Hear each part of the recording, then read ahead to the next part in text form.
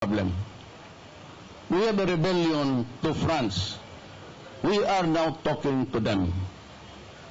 And there are agreement dito sa Davao.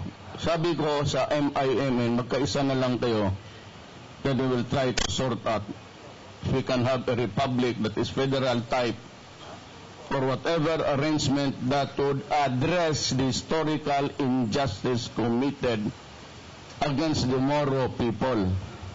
You know why? In 1521, when Magellan landed in Leyte, bringing with him Christianity, Mindanao was already Islam dito, ahead by almost 100 years. Ipinilit lang kasi ng Amerikano pati Espanyol itong Mindanao. Mindanao belongs to a different sultanate noon. Iba yung sultan nila dito at iba yung sa Bisaya dito. And they say Lapu-Lapu was a Muslim. I think so. Kasi sila ang nauna. But they were overwhelmed. Why? Wala man silang, ang mga natibo dito na walang kanyon. Walang muskets. Those were the rifles of the times. Wala silang gunpowder. And with the might of arms, everybody succumbed. Kaya tayo nganto ganito. Most of the Visayas embraced Christianity, but religion is not the issue here. Ngayon, ganito yan. Pag sa trabaho kayo, either the military or the police, just stick to the rules at sabihin mo lang sa akin ang totoo kung ano ang nangyari. Do not lie to me. Bahala na ako. If there is an order for you to hunt the drug people and they are killed, I'm sure they will be. You just tell me the truth. Ako na, turo mo na lang. Si Duterte, si Mayor. Siya man ang utos. Ako na ang bahala. Then I will face everybody. Congress, constitutional body, the ombudsman, or whatever. The human rights. Pagka sa trabaho, akin yan. Hindi sa inyo yan. Do not worry. Akin yan. Sabihin mo lang sa akin ang totoo. That is the thing that I would demand from you. Huwag ninyo akong bulahin.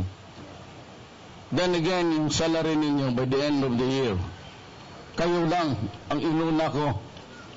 Police, pati military, doblado. Mamakpak mo dia, ha? Oh, why are you not clapping your hands there? Doblado na nga yan. At ganito yan, ha? Wala tayo masyadong pera. Mahirap ang Pilipinas. That's why you have to make this country peaceful. But I will encourage the mayors to help you. Ngayon, may mga mayor dito sa Pilipinas who were elected because of drug money.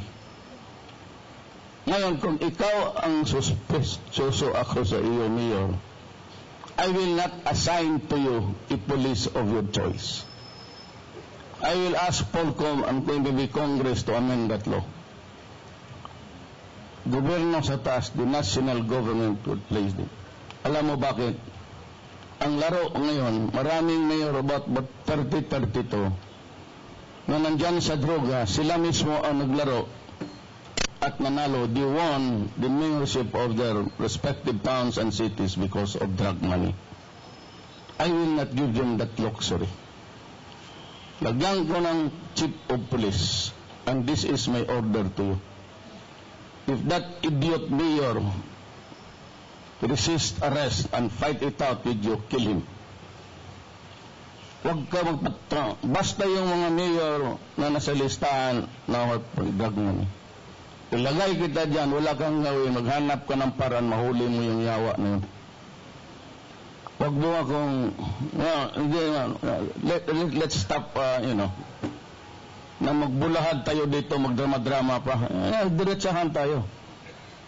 Your job is to guard him, find out the truth again, and if he's arrested and chooses to fight you, kill him. Para mo tagam ninyo, because then we will not be able to improve this country, and given another 7 years, tingin ko this will be in narco politics. Only the politicians who are into drugs can win elections because they have the money to buy. Yan ang mahirap. So let us put a stop to this plague, this generation natin. Ikaw, because that is your duty to your children and to your grandchildren. Kailangan gawin mo yan, hindi na para sa atin. At kayong mga pulis, huwag kayong magkamali. Do not ever commit the mistake of playing drugs while being a policeman. Mauuna talaga kayo. Believe me. Mabiyuda lang na imong asawa na. Huwag kang maglaro talaga ng droga kasi nakaka-insulto yan sa gobyerno. Para yung sampal, gaya na itong bilibid na to. How can we proudly say that we are an independent nation, there are laws functioning our governance, when as a matter of fact, the inmates, the high-profile, high-value personalities in there are playing the shabu in this country. I will not accept that. Let me warn you, I will not accept that. In this fight, I put at stake my life, my honor,